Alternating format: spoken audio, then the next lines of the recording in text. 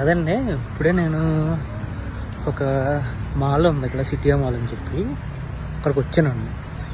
ఇక్కడికి వస్తే ఆ మాల్ లోపలంతా తిరిగి బయటకు వస్తే మాల్ బయట ఉందండి గార్డెను. నాకు మలేషియా అంటే అందుకే ఇష్టం.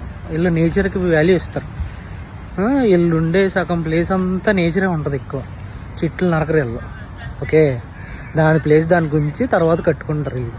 ఓకే, వీళ్ళు అంటే జనాభా తక్కువ ఉందనుకోండి, కాకపోతే ఏంటంటే నేచర్కి వాల్యూ ఇవ్వాలి కదా.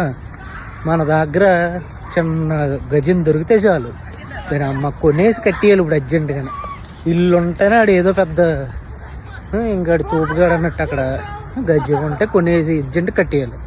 ఇంకా గాలి ఎక్కడ వేస్తుందండి, ఇంకెవడు బతుకుతాడు అలాగుంటా. ఇలా నేచర్లో చూడండి, నేచర్లో ఆ చెట్లు, ఆ చుట్టూ దూరంలో చూడండి, అదిగోండి ఆ కొండలు, సిటీ అంతా ఇలాగే ఉంటుంది.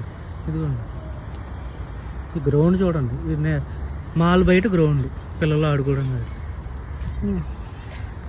ఇంకేముంటుంది, ఏమన్నా అంటే మన జనాభా ఎక్కువ అంటారు. జనాభా ఎక్కువ అయితే కట్టేసుకోవాలా, ఒక్కడో ఇల్లు కట్టేసుకోవాలండి. ఇప్పుడు దాంట్లో వెళ్ళేటప్పుడు పట్టుకెళ్ళిపోతారా ఏంటో మరి అర్థం కాదు. ముందు చెట్లు బతికిస్తే అది పొల్యూషన్ రాకుండా చేస్తుంది, ఆక్సిజన్ వస్తుంది చెట్ల నుంచి. ఆక్సిజన్ పీలిస్తే కొంచెం ఎక్కువ కాలం బతుకుతాడు. మనం తినే తిండ్లకి ఎప్పుడో పోతాం త్వరగా, కనీసం ఆక్సిజన్ అన్న వస్తే బతుకుతాం.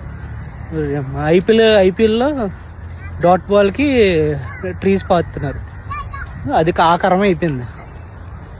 అది చెట్లు బతకడానికి సరిపోతుంది కదా, ఎందుకు అలాగా ఒక్కలాగా. ఇంకేం చెప్తాను చెప్పండి. కాకపోతే ఇది అంతా చూసి ఫ్రస్ట్రేషన్ వచ్చిందనమాట ఇప్పుడు, అందుకే ఇలా మాట్లాడతాను. ఈ అమ్మ ఎంత నేచర్ వీళ్ళకి ఏముంది, ఎంత కాపాడుకుంటున్నారో. ఈ అమ్మ మనం ఏమో ఉన్నదాన్ని దొబ్బెట్టేసుకుని మన దగ్గర ఎంత పచ్చదనం ఉంటుంది. ఈ పచ్చదనం చూడండి. ఈ అమ్మ ఇక్కడ గడ్డిలో ఆడుకుంటున్నాడు, పండగ చేసుకుంటున్నాడు. అలా ఉంటే 4 ఏళ్ళు బతుకుతారు, 4 ఏళ్ళు ఎక్కువ బతుకుతారు.